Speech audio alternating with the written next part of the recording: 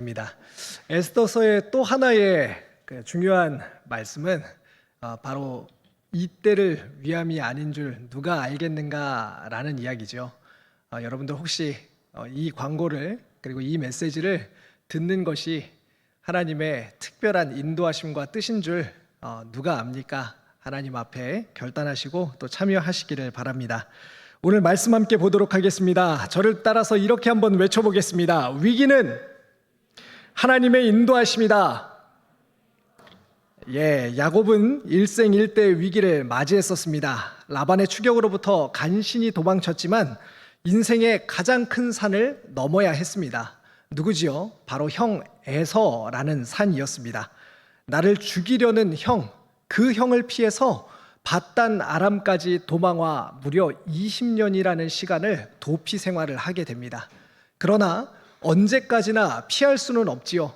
이제 형과 마주해야 될 그 운명의 시간이 다가오고 있습니다. 야곱의 마음은 어땠을까요? 형이 400명을 이끌고 야곱에게 오고 있다라는 소식을 들은 야곱은 뇌물도 써보고 아부도 해보고 여러 가지 수단과 방법을 동원해 보지만 아무것도 소용이 없었습니다. 결코 호의적이지 않은 형과의 대면을 두고 야곱이 더 이상 할 수 있는 것은 없었습니다. 그러자 야곱에게서 기도가 나옵니다. 기댈 곳이 사라져버리자 기도하게 되는 것입니다. 이제까지 수많은 일들을 겪으면서도 기도하지 않았던 야곱이 기도합니다. 진짜 궁지에 몰리니까 기도가 터져 나오는 것입니다.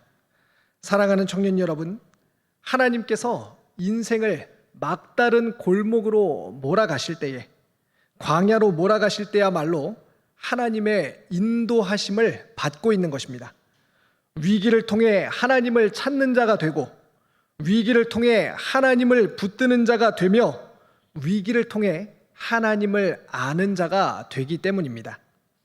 또한 내 고집이 꺾이고 하나님께 항복하는 씨름의 과정 역시 하나님께서 우리 삶을 인도하고 계시다는 명확한 증거입니다. 이렇듯 나는 하나님의 계획과 인도하심을 완벽하게 알아채지 못하고, 그렇다 할지라도 하나님은 항상 인도하십니다. 때와 사람에게 맞는 다양한 방법으로 인도하시며, 그 중에서도 특히 위기와 씨름의 과정을 신자 모두가 거치도록 인도하십니다. 그러면 위기와 씨름을 통해서 하나님께서 계속해서 야곱에게 다루고 계신 것은 무엇일까요? 하나님께서 이처럼 오랜 시간 동안 야곱을 향하여서 인도하시며 다루고 계신 그것은 무엇일까요? 바로 야곱의 자기중심적 신앙입니다. 야곱의 인생을 관통하는 주제는 바로 자기중심성입니다. 한번 생각해 보십시오. 야곱은 내 방식으로 복을 쟁취하는 인생이었습니다. 형 에서의 장자권을 가로채 스스로 그 복을 얻게 되지요.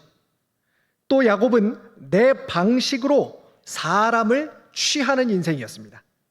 원하는 여성 라헬을 아내로 얻기 위해서 재물도 고향으로 돌아갈 기회도 무엇이든지 포기할 각오로 사는 것이 바로 야곱입니다.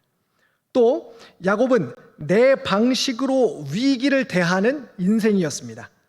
에서를 만날 때 역시 자기 꾀로 위기를 넘어가려고 애쓰는 야곱의 모습을 우리는 보게 되지요.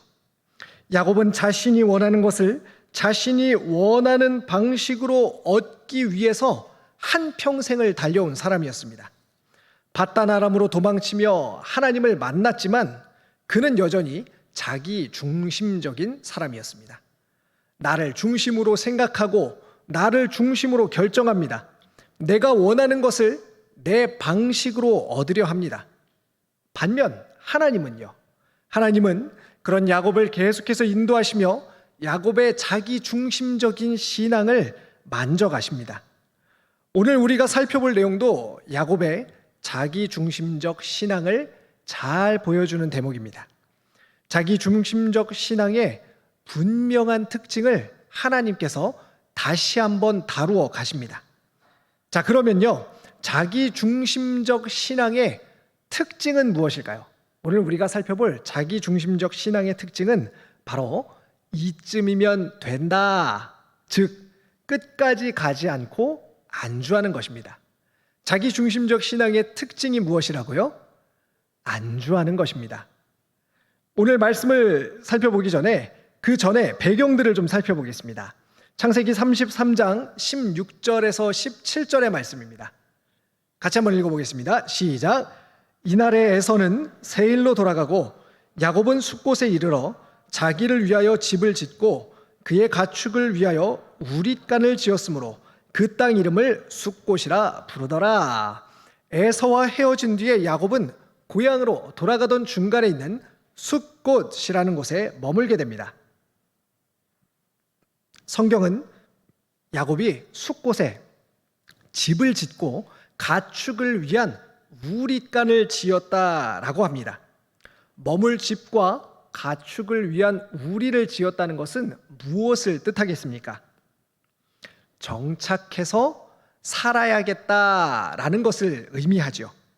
야곱은 분명 라반의 집을 떠나면서요, 밧단 아람을 떠나면서 고향으로 돌아가 기업을 이루어야 됩니다라고 삼촌에게 말했습니다. 기억나시나요?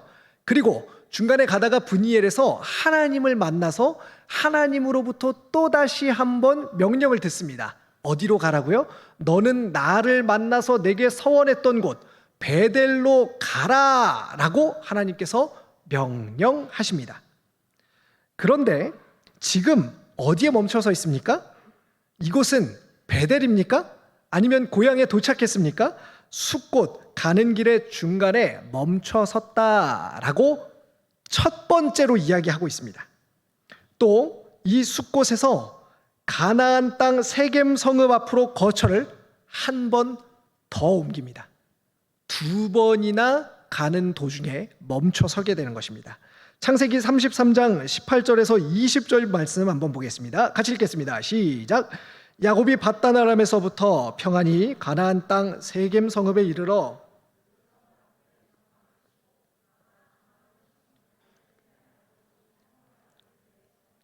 베크시타에 샀으며 거기서 제단을 쌓고 그 이름을 에렐로의 이스라엘이라 불렀더라. 두 가지 주목해서 볼 것이 있는데요, 말씀을 잠깐 한번 띄워주시기 바랍니다. 첫 번째는 18절에서 33장 18절에서 20절 말씀 보면은요, 첫 번째는 무엇을 샀다고 이야기합니까? 밭을 샀다고 이야기합니다. 그리고 또 하나는요, 제단을 쌓았다라고 이야기합니다. 지금 야곱이 숫곳에서 한 번 더 세겜성 앞에 장막을 치고 거기에 있었다라고 하는데, 그 장막을 치고 나서 있었던 일들 중에 두 가지가 뭐냐면은 하나는 땅을 사고 또 하나는 제단을 쌓았다는 것입니다. 밭을 샀다는 것은 무엇입니까? 자신의 소유가 되었습니다. 여러분 잘 생각해 보십시오. 내가 지낼 곳이 아닌데 그곳을 내 땅으로 사는 사람이 있겠습니까? 목사님, 투자지요. 예, 내가 살 곳이 아닌데 그 땅에 투자하는 사람은 없습니다. 그것이 내 것이 아니고 내게 유익을 주지 않고 내가 머물 땅이 아닌데 그것을 위하여서 나의 재산과 모든 것을 쏟아붓는 사람은 없다는 것이죠. 마찬가지로 땅을 샀다는 것은 지금 이곳에 터를 잡고 산다는 것을 의미합니다. 제단을 쌓은 건 역시 마찬가지입니다. 말씀 내려주셔도 좋습니다. 아브라함은 가는 곳마다 제단을 쌓습니다. 하나님은 야곱에게 베델로 올라가서 거주하며 제단을 쌓으라고 명령하십니다. 하나님의 백성에게 하나님과 소통하고 교제하는 제단이 있다는 것은요, 그 하나님과의 교제의 장소, 제단을 중심으로 계속해서 살고 모이겠다는 것을 의미합니다. 삶의 터전이 제단을 중심으로 형성된다는 것을 의미하죠. 자, 이렇게 해서 중간에 두 번째로 거처를 옮긴 곳에서 시간이 얼마나 흘렀을까요? 창세기 34장은 우리에게 충격적인 사건 하나를 보도합니다. 바로 세겜이 야곱의 딸 디나를 강간한 사건입니다. 그리고 그 보복으로 야곱의 아들들이 세겜 성읍 사람들을 학살하는 장면을 오늘 우리가 본문 말씀으로 함께 읽어보았습니다. 강간, 살인 등은 현대에도 매우 충격적인 사건입니다. 한 사람의 인격과 삶을 완전히 짓밟고 망가뜨리는 일이기 때문에 그렇습니다. 그런데 어떻게 이처럼 끔찍한 일이 하나님이 선택하고 주도적으로 주권적으로 인도해 가시는 사람 야곱의 집에 일어나게 된 것일까요?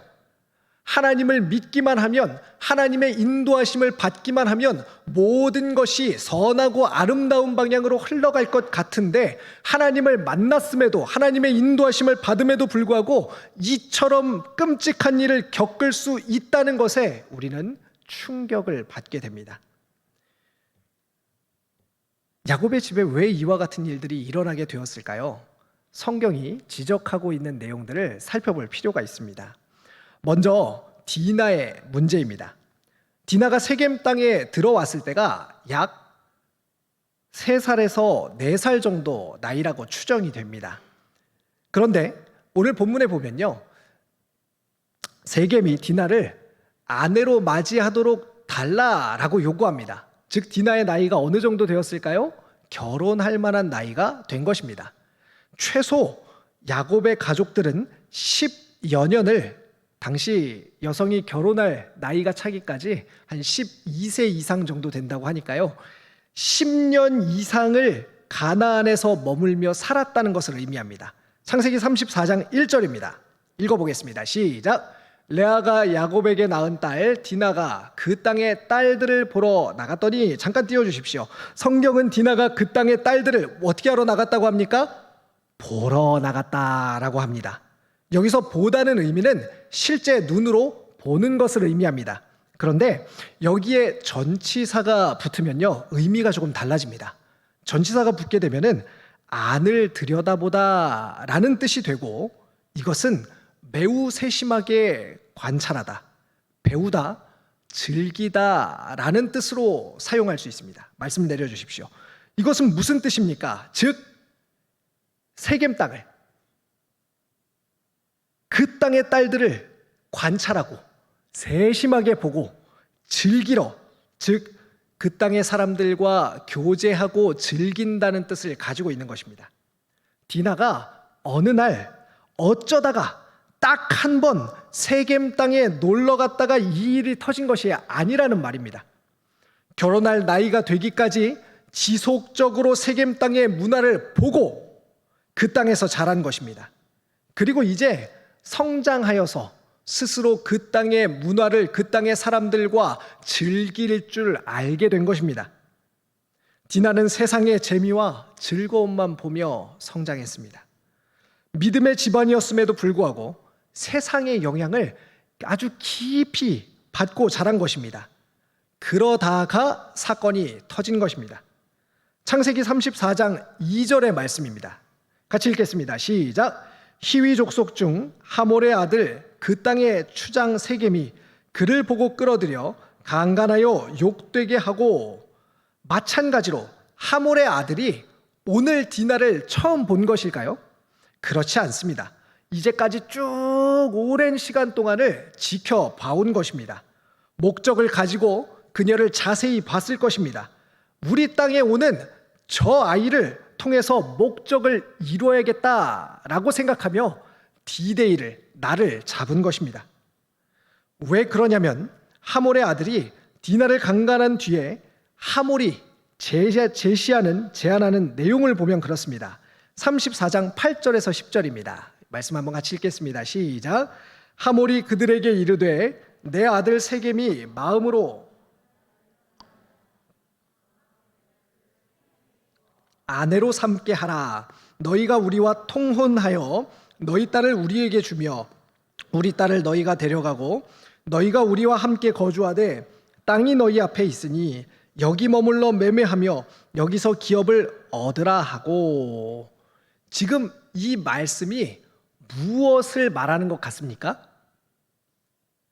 너희 딸을 나에게 주어서 우리가 친족 관계를, 가족이 되자라고 이야기하고 있는 것입니다.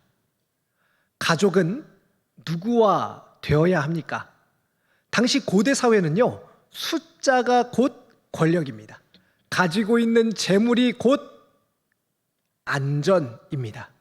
이런 상황에서 지금 가나안의 세겜 땅의 히위 족속 하몰이 제안하고 있는 것은요, 야곱과 우리 집안이 합치면 인근 지역에 주도권을 가질 수 있는 영향력이 있을 것이다 라는 전제를 깔고 제안하는 것입니다. 당시 여성은 소유물 취급을 당했습니다. 또한 여성의 인권이 매우 열악했기 때문에 강간과 각종 범죄 등에 취약할 수밖에 없었습니다. 책임지지 않는 관계 또한 빈번하였습니다. 그러나 세겜은요, 디나를 아내로 달라고 요구합니다. 이것은 말씀드렸듯이 책임지겠다는 뜻보다 결혼의 목적이 애초에 있었다고 봐야 합니다. 결혼을 요구할 목적으로 디나를 강간한 것입니다. 그러면 왜 결혼을 목적으로 합니까? 우리와 하나가 되자는 것입니다. 너희가 원하는 것, 지금 야곱은 세겜 성읍 바깥에, 그 앞에 거주하고 있습니다. 안에 들어와서 우리의 땅을 너희가 차지하라는 것입니다. 너희가 그토록 원하는 땅을 줄 테니 우리와 하나가 되자는 것입니다. 다시 말해 하몰과 세겜은 야곱과 그의 가족을 흡수하려는 것입니다. 우리는 이런 세상의 태도를 보면서요, 디나가 얼마나 세상과 구별되지 못했는지, 또 야곱과 그의 가족이 얼마나 세상에 얕잡아 보였는지 알 수 있습니다. 한편 이때 야곱의 아들들이 제안을 합니다. 34장 14절부터 16절입니다. 읽어보겠습니다. 시작. 야곱의 아들들이 그들에게 말하되 우리는 그러하지 못하겠노라. 할례 받지 아니한 사람에게 우리 누이를 줄 수 없노니 이는 우리의 수치가 됨이니라. 그런즉 이같이 하면 너희에게 허락하리라. 만일 너희 중 남자가 다 할례를 받고 우리같이 되면 우리 딸을 너희에게 주며 너희 딸을 우리가 데려오며 너희와 함께 거주하여 한 민족이 되려니와 라고 이야기합니다. 성경이 지적하는 두 번째 문제는요, 바로 야곱의 아들들의 문제입니다. 디나도 세상과 똑같이 살고 있는, 세상 사람과 다를 것 없는 사람이었다면요, 아들들은 어쩌면 야곱보다 더한 사람으로 비춰지고 있습니다. 야곱의 아들들은 세겜 사람들이 할례를 받으면 세겜 사람들의 제안을 수락하겠다고 말합니다. 그런데 정말 그럴 생각이었을까요? 전혀 그렇지 않습니다. 야곱의 아들들은 할례를 받은 뒤에 세겜 성읍의 남자들이 고통스러워하며 움직이지 못하는 틈을 타서 학살을 자행합니다. 할례는 하나님의 백성, 하나님과 교제하는 사람들의 표시입니다. 그런데 야곱의 아들들은 할례를 복수의 수단으로 이용합니다. 얼마나 하나님과의 관계가 엉망이었으면 하나님 백성의 특별한 표시를 하나님이 가장 싫어하시는 이웃의 생명을 빼앗는 일에 도구로 사용했겠습니까? 야곱 가족 신앙의 현 주소를 단편적으로 엿볼 수 있습니다. 또 한 가지, 성경은 지금 이 일이 동생 디나가 겪은 일에 대한 복수보다도 훨씬 지나친 잔악한 학살과 약탈이 있었음을 지적합니다. 34장 25절에서 27절입니다. 읽겠습니다. 시작. 제3일에 아직 그들이 아파할 때에 야곱의 두 아들 디나의 오라버니 시므온과 레위가 각기 칼을 가지고 가서 몰래 그 성읍을 기습하여 그 모든 남자를 죽이고 칼로 하몰과 그의 아들 세겜을 죽이고 디나를 세겜의 집에서 데려오고 야곱의 여러 아들이 그 시체 있는 성읍으로 가서 노력하였으니 이는 그들이 그들의 누이를 더럽힌 까닭이라. 그들의 누이를 더럽힌 까닭이라. 시므온과 레위는 누이를 더럽힌 까닭이라고 말하지만 여러분 성경을 다시 한번 살펴보십시오. 여기에 그 어디에도 지금 가장 슬픈 일을 당한 사람, 가장 끔찍한 일을 당한 피해자 디나에 대한 배려는 존재하지 않습니다. 세겜 땅의 물질을 소유하려는 탐욕과 자신들에게 수치를 안긴 것에 대한 복수심만이 넘쳐날 뿐입니다. 우리는 성경의 메시지를 요약해서 하나님 사랑, 이웃 사랑이라고 말합니다. 그런 하나님의 백성이 한 부족을 말살하는 일을 행한 것은 누가 봐도 잘못한 일입니다. 이처럼 야곱의 자녀들은 하나님을 전혀 알지 못하는 것 같습니다. 하나님의 뜻이 아니라 오히려 하나님을 수단과 도구로 하여서 세상보다 더 끔찍한 삶을 살아가는 것처럼 보입니다. 하나님과 제대로 교제하고 하나님을 섬겨본 적이 없는 것 같습니다. 어쩌다 이렇게 된 것일까요? 이 잘못이, 이 문제가 누구 때문이겠습니까? 이 모든 문제는 다름 아닌 야곱을 가리키고 있습니다. 일이 다 벌어지고 난 뒤에 야곱이 하는 말을 한번 들어보십시오. 30절 말씀입니다. 제가 읽어보겠습니다. 야곱이 시므온과 레위에게 이르되 너희가 내게 화를 끼쳐 나로 하여금 이 땅의 주민 곧 가나안 족속과 브리스 족속에게 악취를 내게 하였도다. 나는 수가 적은즉 그들이 모여 나를 치고 나를 죽이리니 그리하면 나와 내 집이 멸망하리라 라고 말합니다. 지금 야곱은 무슨 이야기를 하고 있습니까? 야, 지금 내가 여기서 이렇게 간신히 살만하게 되었는데 너희들이 일을 저질렀구나. 그래서 내가 지금 망하게 되었다라고 이야기하는 것입니다. 청년 여러분, 이제까지 야곱의 삶은 누가 인도해 오셨습니까? 하나님이 인도해 오셨습니다. 하나님을 베델과 분이엘에서 2번이나 만났으며 그 하나님으로부터 이름이 바뀌고 본질이 깨어져서 변화를 받은 그 사람이 지금 할 이야기가 이것입니까? 야곱은 이 땅에 정착하고 싶습니다.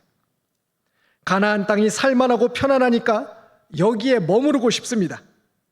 그런데 여러분, 성경은 가나안 땅을 무엇이라고 이야기하고 있는 줄 아십니까? 그 땅은 거민을 삼키는 땅이라고 말합니다. 거민을 삼킨다는 것은 그 땅에 거주하는 사람들을 삼키는 땅이라는 것입니다. 다시 말하여서 그 땅에 누구든지 거주할 때에, 그 땅에 머물 때에 그 땅은 동화되도록 만들고 그 땅 사람으로 변화시키는, 만들어버리는 땅이라고 지적하는 것입니다. 야곱과 그의 가족들은 가나안 땅에 삼켜진 사람들이었습니다. 야곱은 이제까지 하나님이 지켜주시고 하나님이 인도하셔서 살아온 사람이었습니다. 그가 알든 모르든 하나님께서 인도하셨고, 그래서 하나님이 만나주시고 그것을 나중에 다 알게 하신 그 사람입니다. 그리고 그 하나님의 말씀을 따라 또 자신이 하나님과 했던 약속을 따라 베델로 가는 길이었습니다. 그러나 야곱은 베델로 갈 생각은 하지 않고 또다시 살 궁리만 하고 있습니다. 일이 터졌을 때 하나님을 붙잡을 생각은 하지 않습니다. 내 신앙의 주소가 어디인가 확인할 생각은 하지 않고 여전히 위기만을 바라봅니다. 사랑하는 청년 여러분, 이 땅에 머물면 이 땅의 것만 바라보게 됩니다. 이 땅에 머물면 우리 삶에 닥친 위기만 보이게 됩니다. 야곱은 분명 하나님을 만나고 그 이름이 바뀌는 본질적인 변화를 경험했습니다. 그러나 본질이 바뀌었다고 해서 저절로 신앙이 완성되는 것은 아닙니다. 구원받았더라도 정체되면 더 악한 자가 될 수 있다는 것을 오늘 우리는 성경 말씀을 통해서 확인하게 됩니다. 말씀과 은혜로 계속해서 자라가지 않는다면 죄의 길로 가는 것이 악한 인간의 자연스러운 본성입니다. 하나님의 인도하심은 하나님을 알아가고 하나님이 원하는 자리까지 가는 것입니다. 가지 않으면 타락합니다. 그런 점에서 오늘 하루를 우리에게 주셨다는 것은 우리가 가야 할 지점이 있다는 뜻입니다. 그러니 사랑하는 청년 여러분, 안일하게 지금 자리에 안주하지 머무르지 마십시오. 자, 이렇듯 자리에 머물고 있는 야곱을 하나님은 결코, 이게 무섭지요, 결코 그냥 보고 계시지 않습니다. 다시 한번 위기를 통해 오는 하나님의 경고와 인도하심을 우리는 보게 됩니다. 야곱이 중간에 왜 머물게 되었습니까? 풍족한 삶을 누릴 수 있었기 때문입니다. 이제 라반으로부터도 벗어났고 에서와의 문제도 해결이 되었고 더 이상 고향으로 돌아갈 필요가 없게 된 것입니다. 이곳에 정착하여서 내가 원하는 삶, 내가 이루고 싶은 것들을 이루면 되는 것입니다. 편안하고 안락했기 때문입니다. 굳이 약속한 베델까지 가지 않아도 기업을 세울 수 있을 만큼 넉넉해졌기 때문입니다. 그러나 이 일로 인해서 야곱의 자녀들은 끔찍한 피해자가 되기도 하고 가해자가 되기도 했습니다. 사회 공동체에서 이제까지 야곱과 가족들이 쌓아 올렸을 신뢰와 명성과 지위는 한순간에 박살이 났습니다. 야곱이 가진 많은 물질들은 이제 야곱과 그의 가족들을 노리는 다른 여러 부족들의 먹잇감이 되었습니다. 모든 것이 다 사라질 위기가 되었습니다. 여러분, 야곱이 이 물질을 어떻게 얻었습니까? 라반의 집에서 그토록 수고하며 피눈물 흘리며 얻지 않았습니까? 그런데 그 모든 것들이 다 제로, 0이 될 상황에 놓이게 된 것입니다. 그러자 야곱은 다시 정신을 차리고 자리를 떠나게 됩니다. 사랑하는 청년 여러분, 이쯤이면 된다라는 것은 과연 누가 정한 것입니까? 야곱이 결정한 것입니다. 내가 결정한 것입니다. 하나님은 베델이라는 가야 할 지점을 우리에게 분명하게 알려주십니다. 우리에게 가야 할 지점이 분명히 있는 것입니다. 거기까지 가야 간 것입니다. 따라서 야곱과 같이 안일한 신앙, 습관적인 신앙, 종교 생활을 위한 신앙은 그것은 부족한 신앙이 아닙니다. 연약한 신앙도 아닙니다. 부끄러운 신앙이고 영악한 신앙입니다. 줄타기를 하면서 내가 얻고 싶은 것만 세상과 하나님 양쪽에서 다 취하겠다는 주인의 자리를 꿰찬 죄인의 모습입니다. 야곱의 집에 상상만 해도 끔찍한 일이 벌어진 것은 왜입니까? 성경은 야곱이 가야 할 곳까지 가지 않고 머물렀기 때문에 타락했다고 지적합니다. 그리고 하나님은 야곱을 다시 위기로 몰아넣으시며 인도해 가십니다. 여전히 자기 중심적으로 살고 있는 야곱을 깨뜨려 인도하는 것입니다. 말씀을 정리하겠습니다. 사랑하는 청년 여러분, 정말 사랑하는 청년 여러분, 이제 하나님의 인도하심이 보입니까? 위기는 무엇이다? 하나님의 인도하심입니다. 혹시 하나님과 했던 약속이 있으십니까? 혹시 하나님께서 내게 명령하셨던 그 명령이 있습니까? 내게 말씀하신 것들이 있습니까? 그럼에도 안주하고 있는 나의 모습이 있다면 다시금 일어나시기를 바랍니다. 이쯤이면 되겠지 하며 타협하는 신앙은 반드시 타락하게 되어 있습니다.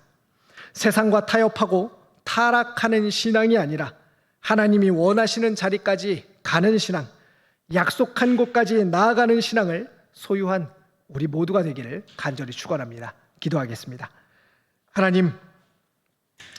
하나님께서 우리를 부르실 때에 우리를 만드시고 빚으셔서 가야 할 지점을 분명하게 말씀해 주셨는데, 하나님, 저희들 삶을 살다 보니 이 땅에 다시금 안주하게 되었습니다. 혹여라도 그런 모습들이 있다면 하나님, 다시금 자리를 박차고 일어나 우리 하나님 원하시는 자리까지, 우리가 하나님께 약속한 자리까지 나아가는 저희들 되게 하여 주시옵소서. 예수님 이름으로 기도합니다. 아멘.